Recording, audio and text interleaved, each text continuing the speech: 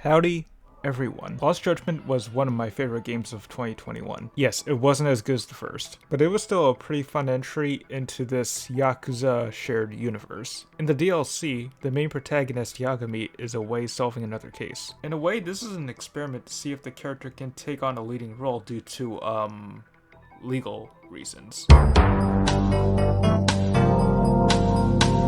Story opens with Hoshino getting scanned by the Bato Detective Agency, a former subsidiary of the Tojo clan, only to find out that it was all an undercover sting operation by Kaito. After a chase and a fight at the fake agency's office, Kaito is free for the night. But soon enough, a new client shows up. Kaito pulls out the fancy suit, Higashi comes out with the apron. So here's the client. Sadamoto, a CEO with bread. Here's his case. His wife Mikiko, who supposedly died, has been spotted in Kamurocho. It turns out that she is an old flame of Kaito's. With this being super personal, Kaito initially turns him down. Shortly after this, Higashi hits up Kaito and asks him to get rid of this kid that's in his arcade.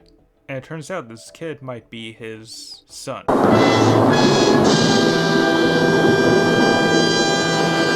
In Chapter 2, we get a lengthy flashback to how Kaito and Mikiko met, by watching this guy's arm about to get snapped. At this point, I really got to use the enhanced investigation system. In the base game, I just go around a room and click on everything until I've gathered enough evidence, though this time Kaito can use his sense of smell and hearing. Well, after talking with Jun for a bit, Kaito is convinced and decides to take on the case. Along the way, I get in a couple fights, I find out that the kid hates knives, and I also had to help this other kid find her cat. I have another run-in with the Bato Detective Agency. Jun gets kidnapped and now I gotta find him. I reach the building and have to go through this stealth section. Just like the base game, they start off alright, but after a while they just get repetitive. Eventually I reach the top and fight a boss. What makes Kaito different are the fighting styles. There's Bruiser, which I use to take on groups of enemies, and Tank, which I use when going one-on-one. I also gotta say that I love how the boss music is still on point, and I especially love this track from the base game. Apparently it's called vorophilia. What does vorophilia even mean? Let me Google that real quick. Alright, let's click on this link, and what the f***? Okay, so once his health is down, he just quits. You got a good kid there. My son should be about his age. But he's done with his old man now. Okay then. Sounds like a good time to get the hell out. Eventually we get another lead. A doctor claims to have more info leading into chapter 3. On the way to him, we get a flashback to Kaito and Mikiko the morning before this raid during his Yakuza days. Turns out, it's all a dream. So we meet this doctor and holy he sounds like a guy who really loves his PlayStation 5. So I'm looking through his house. First of all, I found dumbbells. Yeah, this guy must work out. I won't be surprised if he pulls one of Yakuza's iconic shirt rips at one point. But the more I look around, I keep seeing signs that Mikiko may have had some sort of relationship with the doctor. Apparently she stayed at his place while she was assumed to be dead. Then a group of guys known as the Crimson Lotus reach the house and oh hey, Ninja's a part of them. Apparently they have beef with Mikiko. After fighting them for a little while, Kimochi, the guy in charge, shows up and he picks up a lamppost. Holy f***, this guy's a straight up cartoon character. So anyway, I kicked the guy's ass. After that, Kaito, Jun, and the doctor guy return to Kamurocho to find a big fire. So I stock up on healing items and head over there. After punching around, we find Mikiko trying to take down members of the Crimson Lotus herself, but she quickly runs off. Kaito gets knocked out and wakes up the next morning. After that, I sneak back into the building that was on fire and get this burnt hard drive. There must have been some f***ed up porn in there. The next thing to do is tail Kimochi. Admittedly, this is one of the weaker parts of the Judgment games. Actually, it's one of the weaker parts of any game. I'm looking at you, Assassin's Creed.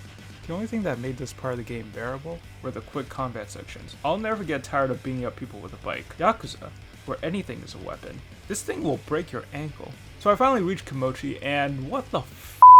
I'm fighting a man in his underwear, I guess? This is definitely a Yakuza game. Honestly, this is the only fight in the game where I died repeatedly. Once I beat him, Kimochi starts seeing ghosts, and I guess I can save Mikiko now because this man is going crazy. I should probably get the hell out. And after a lengthy reunion with a ton of plot reveals, Mikiko runs off, and I have one more fight with the Bato guys, in which I wreck their office before eventually coming to a truce. I have one last chance to walk around Kamurocho before the big climax. I stock up on healing items, and then I try to meet up with the Bato guys. And I can't get into their office. So what the hell am I supposed to do? Admittedly, it took me a whole 10 minutes of running around to realize that my guy was standing outside the building the whole time. You stupid! After another long conversation, we find out that Sadamoto is the guy behind the Crimson Lotus who just wanted Mikiko for money. So at this party, we pull a hitman. I knock out this guy, steal his uniform, and then fight and sneak my way up to the rooftop. And I had my final confrontation with Sadamoto, who reveals that this party was just a way to poison a bunch of Crimson Lotus members who could possibly snitch on him, and ultimately frame Mikiko. And by poison, I mean turn Judgment into a Tarantino film for about a good 2 minutes. If you like blood, you're probably enjoying this. I eventually finish this guy off, and the case is closed. Though there is still one last loose end to tie up. The doctor from earlier asks Kaito for one final fight for Mikiko's heart. And there you go. There's the iconic Yakuza shirt rip. From a man who could easily pass as a JoJo villain. Oh wait, so I win the fight and I get rewarded with a pretty cheesy ending. So that's Ryuga Gotoku's... Yo, I'm telling you, this studio has a name that's so hard to pronounce. I'm gonna just call them Ryugoku Studios again. So that's Ryugoku Studios' first major DLC, the Kaito Files. I'm not gonna lie, it was pretty decent. I had a lot of fun with it. It had the same great combat from the base game with a pretty interesting story. It gave Kaito a ton of development with a major theme of what if he took a different path in life, which is beginning to get a lot more common in films today. And the Judgment series takes this theme without making it a multiverse story. My only real gripes are the stealth and tailing sections, which drag just like the base game. Another thing to note is the hefty price tag. Admittedly, I got this code for free from a friend, but if I paid $30 for a 9-hour DLC, I would probably be tight. At least Sega and Ryugoku Studio admit it is a DLC, unlike other companies. Right, Sony? Take this standalone crap and shove it up your hole.